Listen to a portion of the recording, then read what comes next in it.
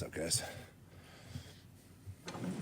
Robert, can you kind of take us through from your comments Thursday and how that may or may not have been misinterpreted by the Jacksonville Jaguars head coach? No, it's all good. Whatever happened on Sunday doesn't change how I feel. You know, like I in my heart, genuinely was trying to give a compliment, and I own the fact that I probably used it was a wrong choice of words, but however you want to word it, I mean they're really, really good at putting their players in position to be successful. You know, as coaches, we're always chasing leverage. They're trying to have winning leverage. We're trying to take leverage away, and everyone in the league is trying to find every avenue they can. And as a coach, watching their tape, I recognize the amount of hours that must be spent to be able to build formations and to find every little indicator they can to give their players a chance to be in a successful position.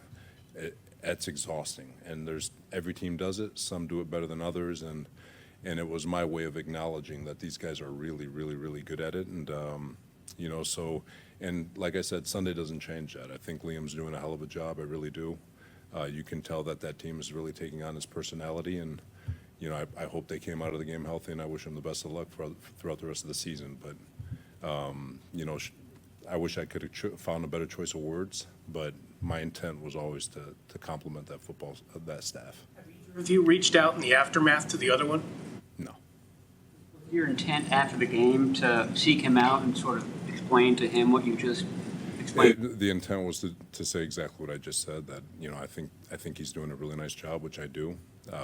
That football team is playing and taking on his personality. They're playing violently on the offensive line, and their running backs are running really hard. And I think they're doing a really, really nice job. And I just wanted to let him know that I appreciate the way he's going about his business with his football team. Robert, you are universally regarded as a gentle giant. I mean, people that have been around you for a long time have never really seen him mad. I mean, does it take quite a bit to get you to say, I don't know, whatever may have been said? I don't know. Everyone has a trigger, I guess. Speaking of sign stealing, how's Sean McVay doing in that department this year? No, you know, it's the same thing. Those guys that they do, like Sean, Kyle, Kevin O'Connell, all those guys, they do such a great job through formation identification, building formations, and putting their players in position to gain leverage. And you know, it's all the same thing.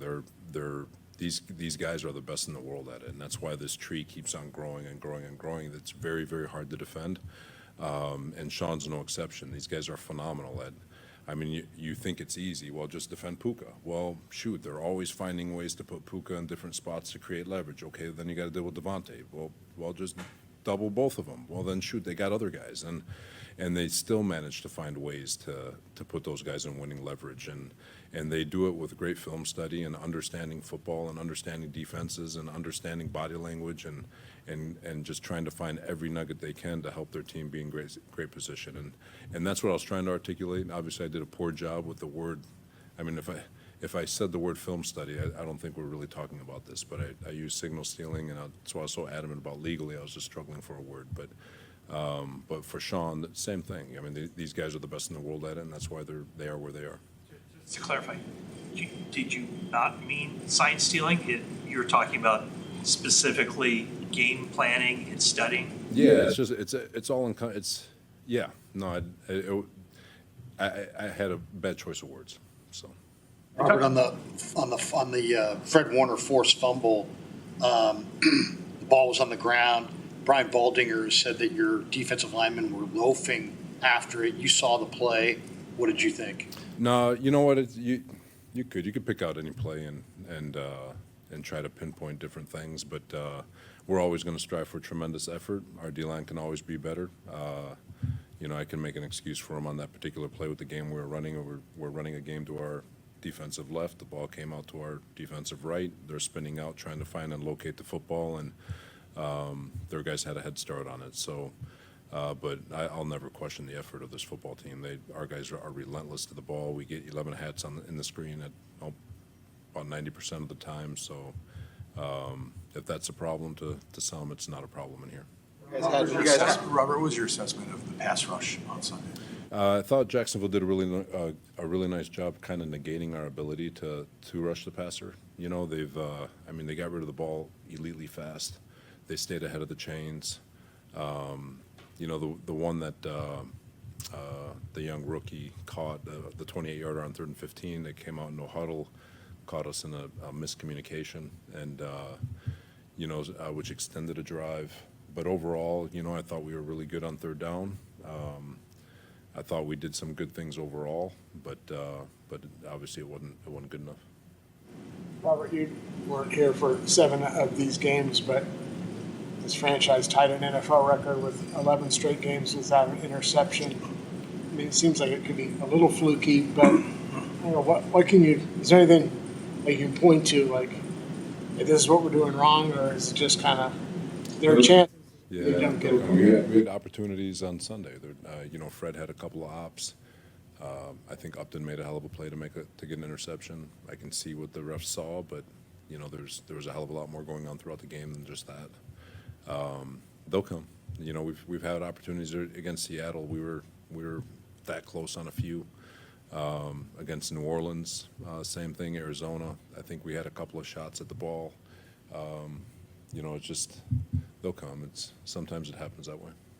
You mentioned Devontae. How are he and Puka working off each other, and how that's a tough challenge for you guys to prepare for? Yeah, they're incredibly tough. You know, Sean, like I said, he's got 2 guys, and he'll put them everywhere. He'll put them together. He'll put them opposite.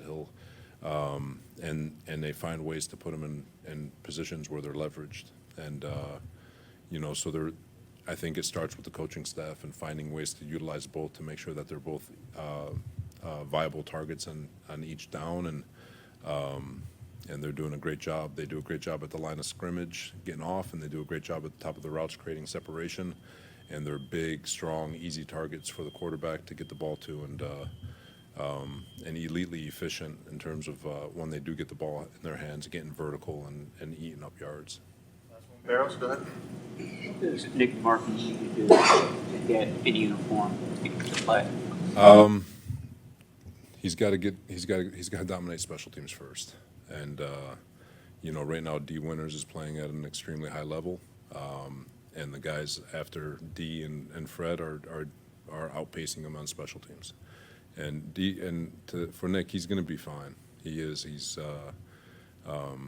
you know, he needs reps, but he's got to earn those reps, and he's working hard at it. He is, but you're talking about guys who have been in this league for a while, between Giff and Curtis, guys who know the game and know how to play special teams and know how to be pros week in and week out. Not that he's not being a pro, talking about Nick, but they're just a little bit ahead of him right now in that regard. All right. Thanks, guys. Appreciate you.